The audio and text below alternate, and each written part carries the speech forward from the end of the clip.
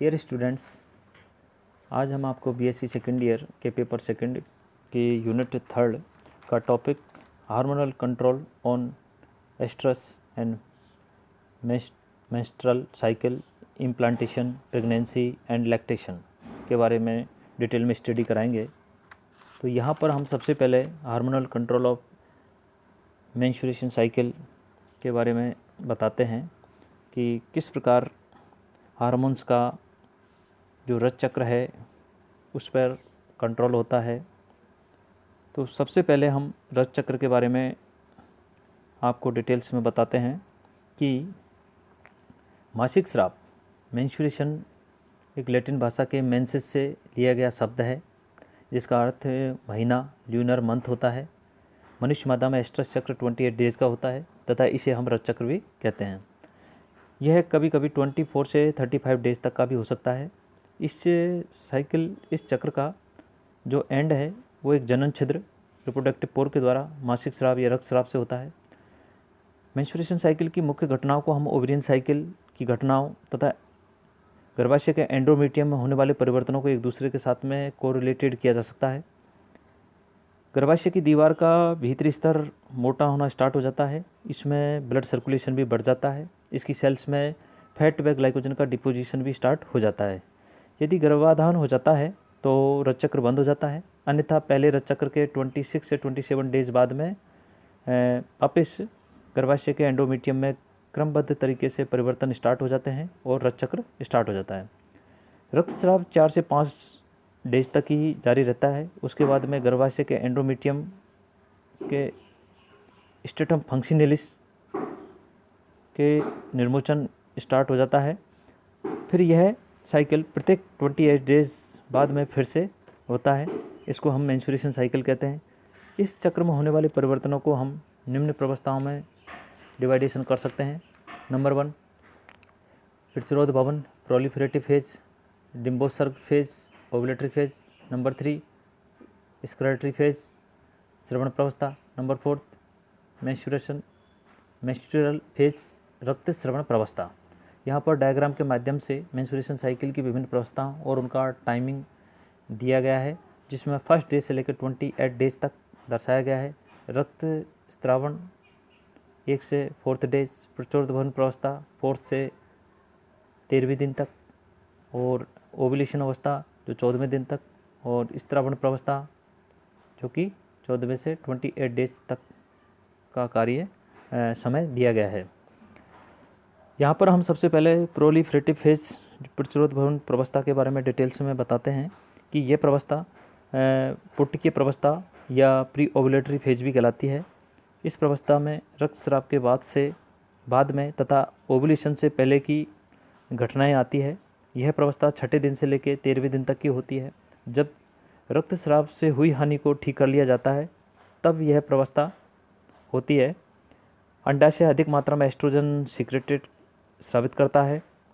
Oestrogen की मात्रा बढ़ने से गर्भाशय के एंडोमेट्रियम की मरम्मत स्टार्ट हो जाती है और स्ट्रेटम बेसिलस की सेल्स भी डिवाइडेड हो जाती है तथा नई स्ट्रेटम फंक्शनलिस में परिवर्तित हो जाती है। यह प्रवस्था अंत तक गर्भाशय के एंडोमेट्रियम जो कि 6 से 6 mm मोटी हो जाती है। यह प्रवस्था ब्लड रक्तस्राव की समाप्ति से लेकर ओवुलेशन तक अर्थात 10 दिनों तक जारी रहती है। नंबर 2 पे है ओवुलेटरी फेज, जिसे हम डिम्बोत्सर्ग प्रवस्था कहते हैं। इस प्रवस्था में गर्भाशय में एंडोमेट्रियम में कोई विशेष परिवर्तन नहीं होता।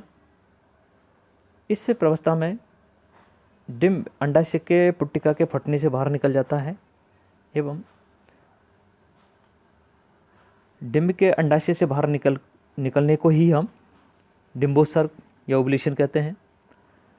28 डेज के चक्र में सामान्यतः 14वें दिन डिम्बोत्सर्ग होता है।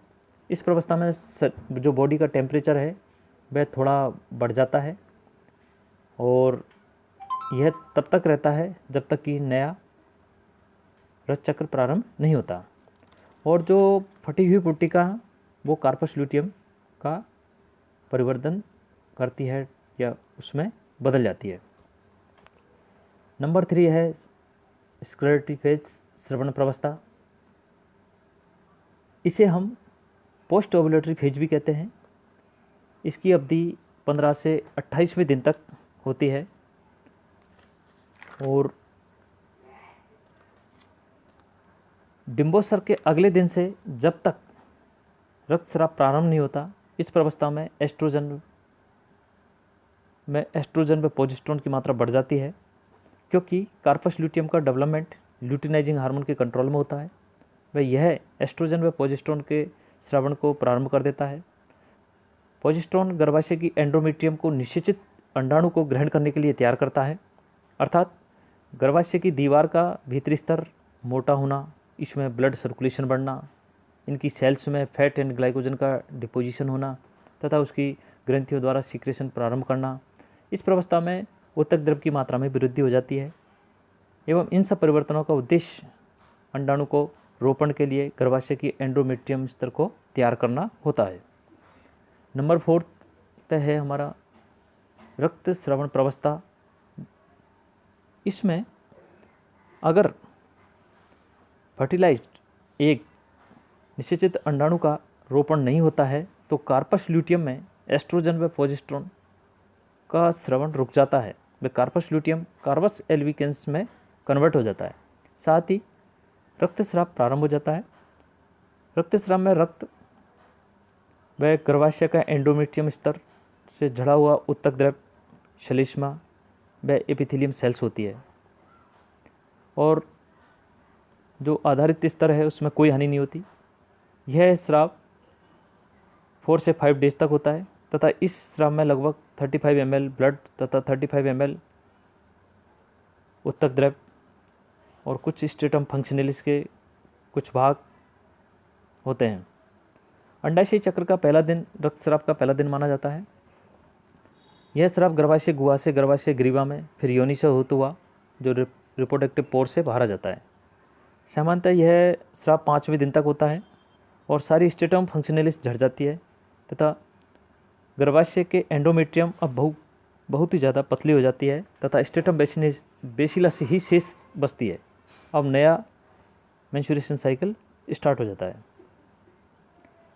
अब हम यहाँ पर आपको hormonal regulation of the female sexual cycle के बारे में बताते हैं कि मादा जनन चक्र, एस्ट्रस व रज चक्र सीधे सीधे पीयूष ग्रंथि के द्वारा सीक्रेटेड हार्मोन के कंट्रोल में होता है। पीयूष ग्रंथि का सीक्रेशन ब्रेन में स्थित हाइपोथैलेमस के नियंत्रण में होता है। हाइपोथैलेमस द्वारा secreted gonadotropic releasing hormone Piyush ग्रंथि के द्वारा सीक्रेटेड हार्मोनों का कंट्रोल करता है।